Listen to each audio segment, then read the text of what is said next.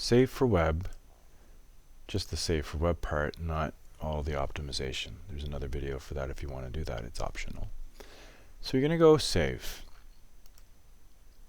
Now, you'll have to navigate to where you saved the PSD file, and hopefully you did.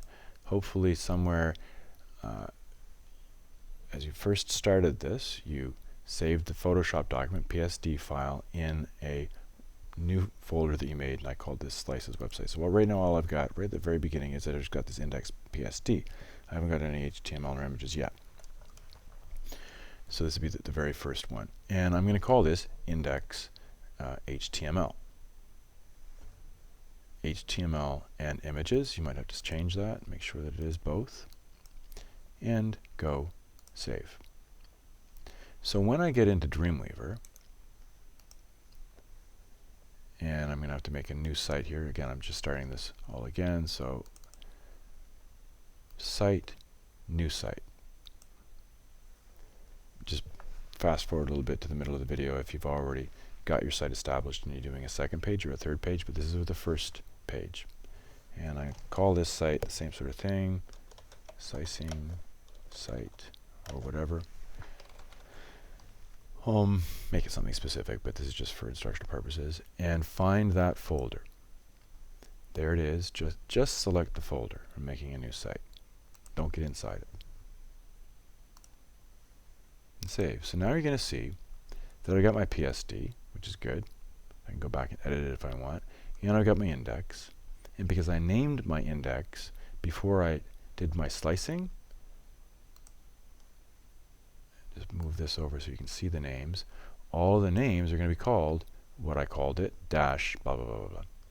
So I just called the slice small home button or a small web button. But Photoshop added index at the beginning of it. So this way, all the images of a particular file are going to be all together. And that's nice.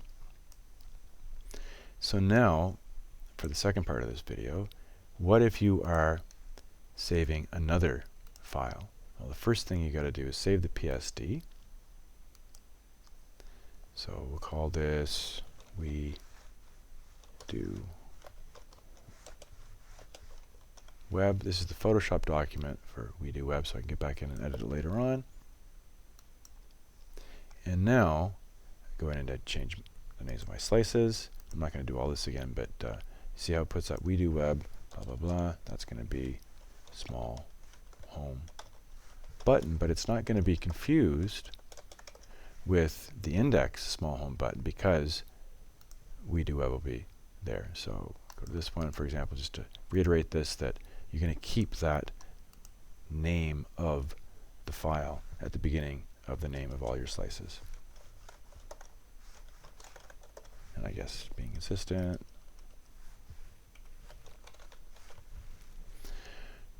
And so on. So the PSD is saved first. The slices are saved second. And now we go to save for web. Again, skipping the optimization. Save.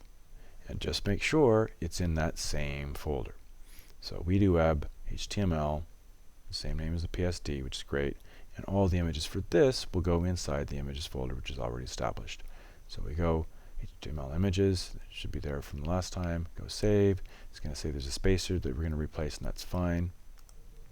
And now when we go back to Dreamweaver, you might have to refresh it by clicking this button. I didn't have to, but sometimes, well, I guess we did. Refresh.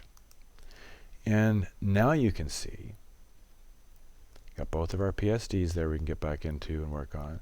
Got both of our HTML files named the same way, and in the one images folder, we've got nicely organized, and I didn't name all these images yet, obviously, but I should have, or at least the important ones.